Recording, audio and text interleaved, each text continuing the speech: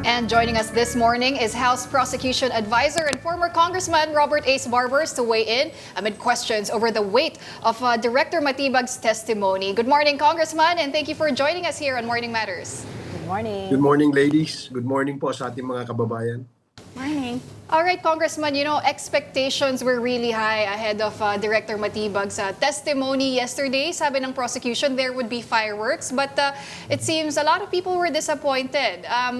For you, Congressman, did the testimony of Director Matibag meet the prosecution's expectations?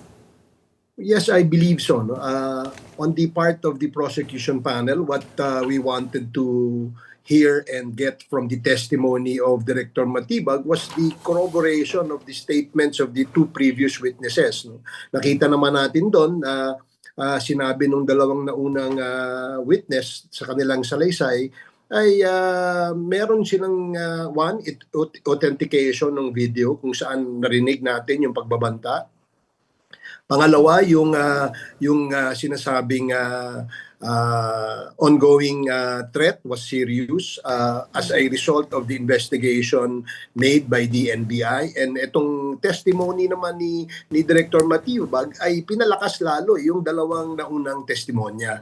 So I guess, and we confidently can say that this has strengthened the case of grave threats and inciting to sedition committed by the Vice President. Well, former Congressman, what do you make of the defense's effort to question the credibility of Attorney NBI Director Melvin Matibag?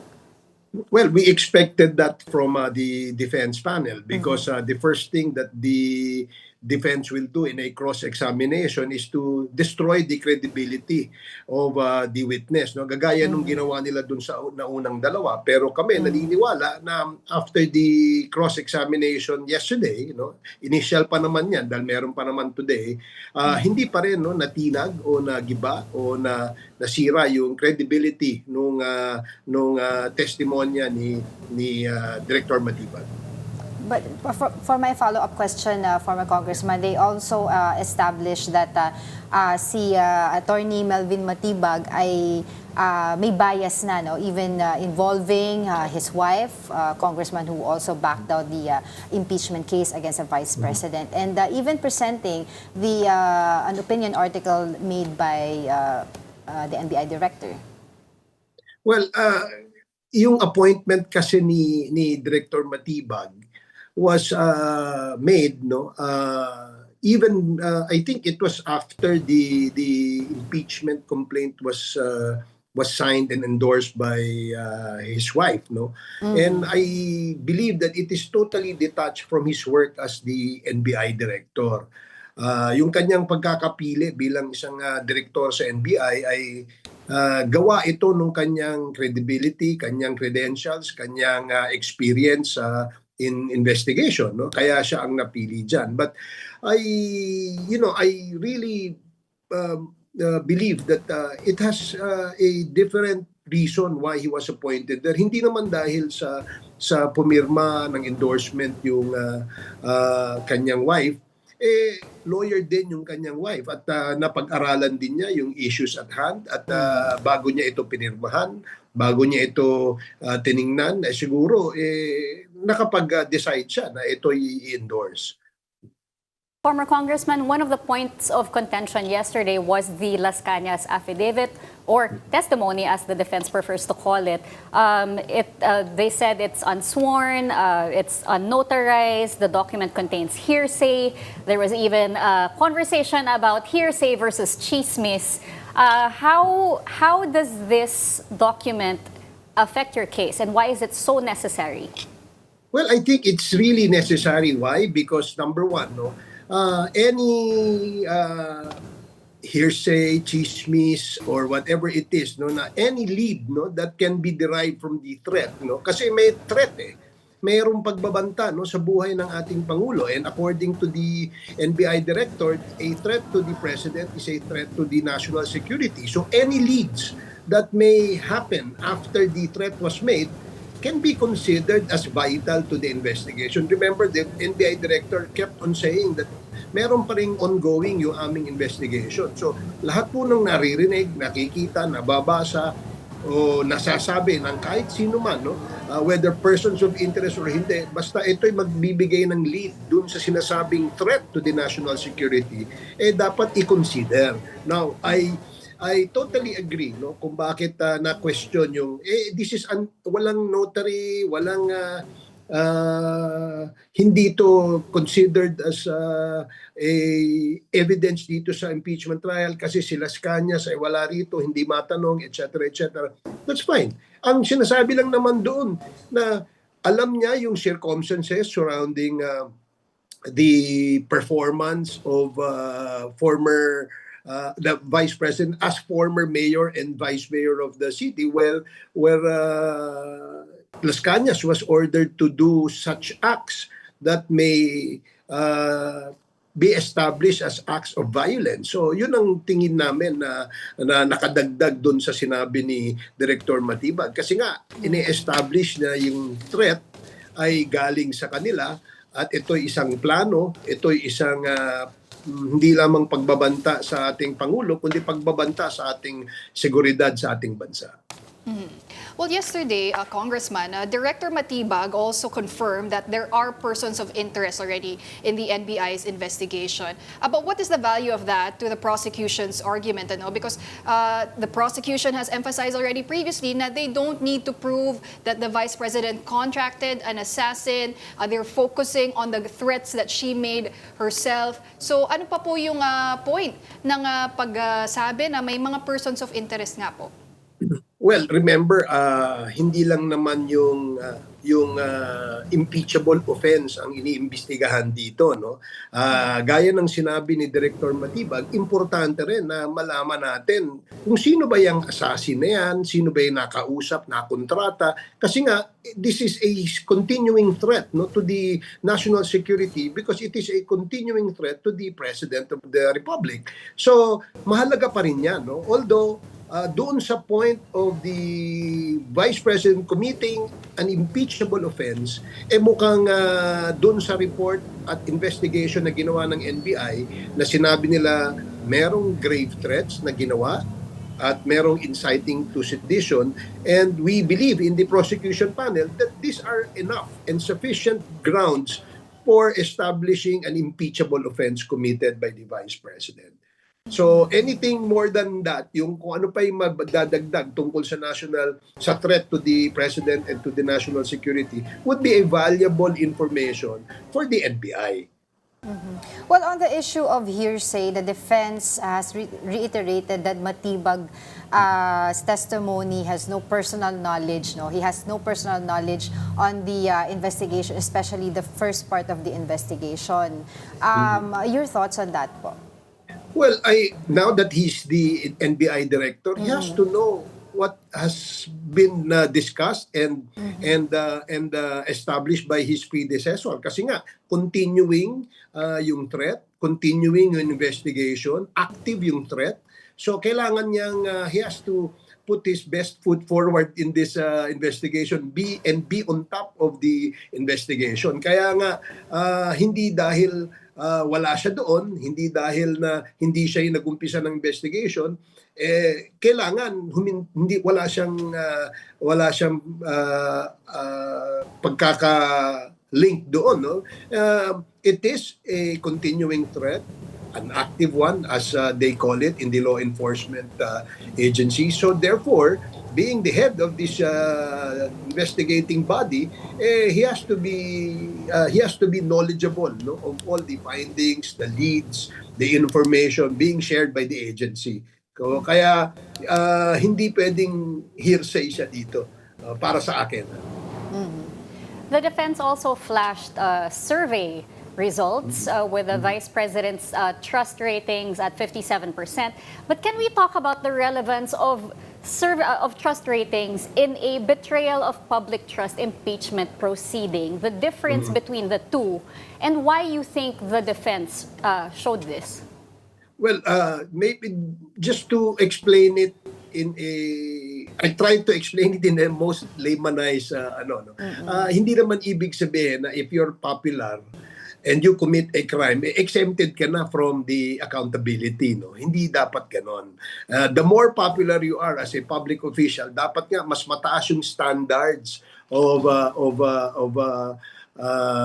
being accountable to whatever violation you have committed. So I guess yung popularity based on the survey would probably work best for a popularity or beauty pageant, no? Pero in an issue of an impeachment trial or yung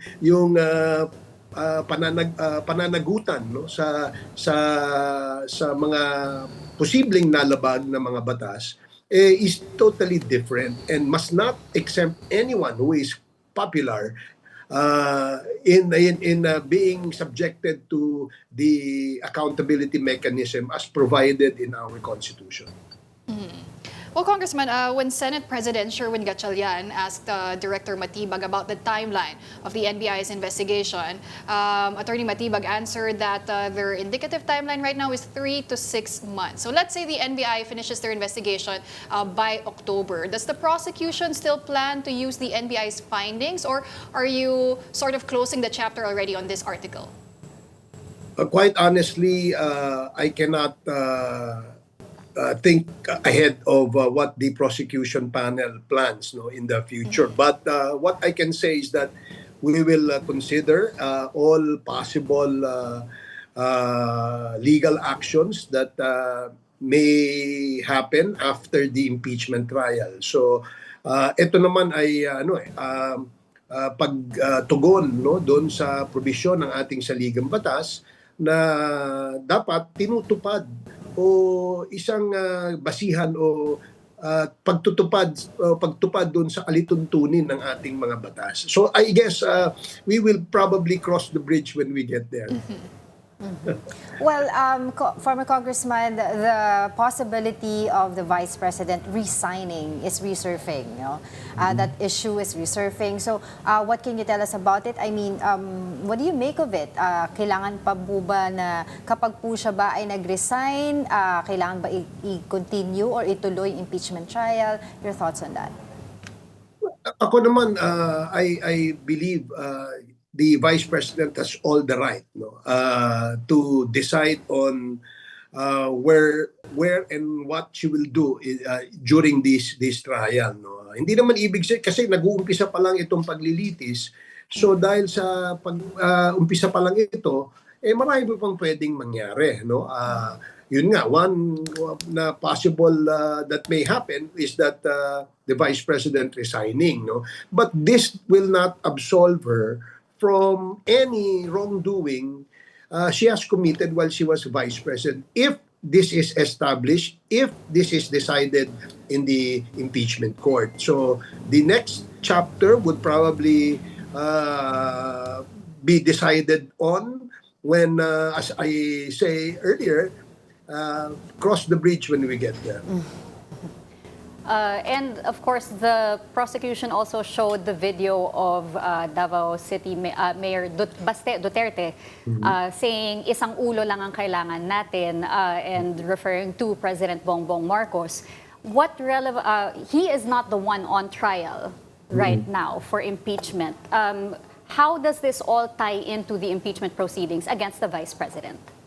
Well, this supports the claim of the NBI, the whole NBI, that there is a continuing threat. Kasi hindi lang naman ito nanggaling sa isang tao, kundi nanggaling ito sa isa pang tao at isa pang tao na related sa ating Vice Presidente. Ito nga, kapatid niya. No? Kaya hindi pwedeng hindi pansinin, no, yung threat na yon, yung kung ano ba ibig sabihin nung isang ulo lang naman ang aming kailangan. So they can, a lot of people can interpret the meaning of that particular statement. So I guess yun ang nakadagdag ng bigat doon sa sinasabi ng NBI na meron talagang threat na dulot ng isang pagbabanta na nanggaling mismo sa ating pangalawang Pangulo.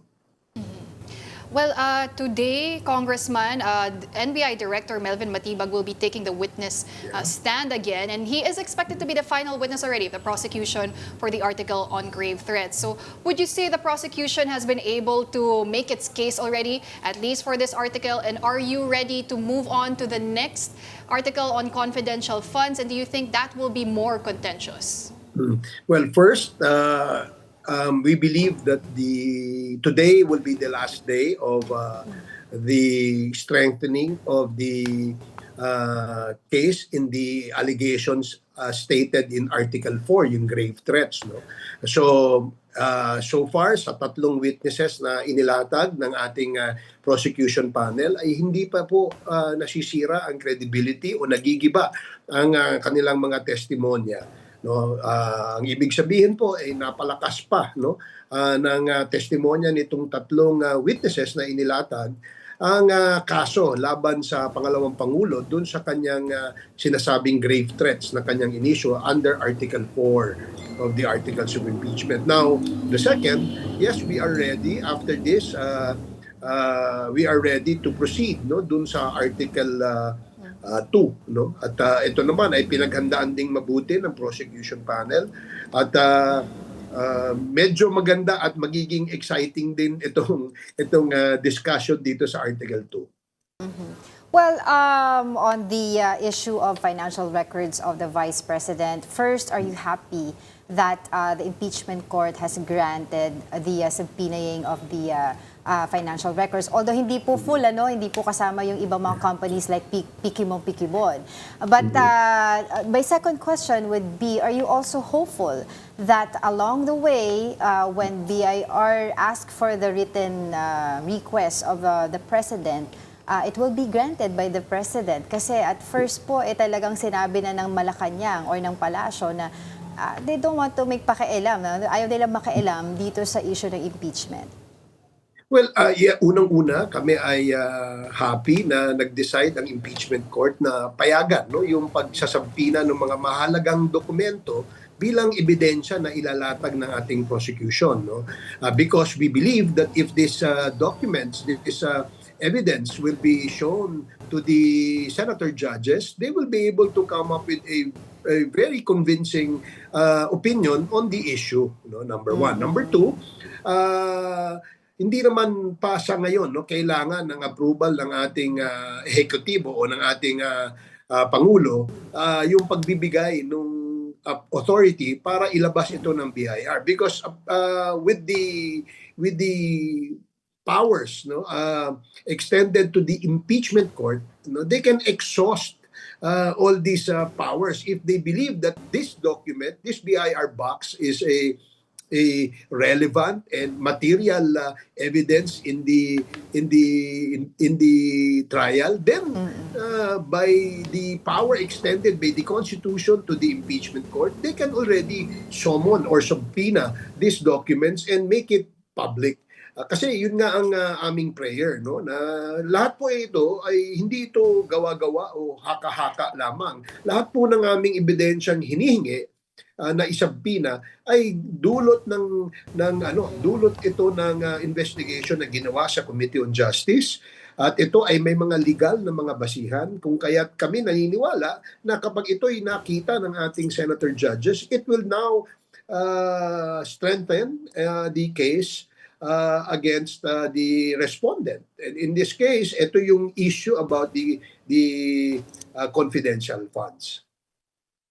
Looking ahead, Congress resumes session next week, and I just wanted to ask, how do you think this will affect the pace of the trial, considering that the senator judges and the House member prosecutors, their primary function is still to address urgent legislation? Yeah. Well, as we can see, while the trial is ongoing, nung panahon pa lang na mayroong Committee on Justice hearings o clarificatory hearings, tuloy-tuloy naman yung paggagawa ng mga batas at pag-approve ng mga batas on second and third and final reading in the House of Representatives. Ganun din naman sa Senado. So ibig sabihin ay hindi naman po naantala yung paggagawa ng mga proposed legislation sponsored, authored by the members of Congress dahil naniniwala sila na priority rin ito, no? At pero isang parte ng kanilang trabaho ay priority rin, no? Which is the impeachment trial. Kayang-kaya naman po, nakita naman natin na marami pong naipasa, no? At naging batas, no? While the issue of impeachment is at hand and being discussed, there were legislations that were approved by both houses, and some of them even became a law. So sa akin palagay, maantala man ito o madelay man ito, pero konting panahon lamang dahil kapag nakapag-adjust na, tuloy-tuloy na po ito after the State of the Nation address on Monday. Well, Congressman, Vice President Sara Duterte is reportedly out of the country for an overseas trip until the end of the month, July 31. What do you have to say to that? And is the prosecution still hopeful that she will personally attend her impeachment trial?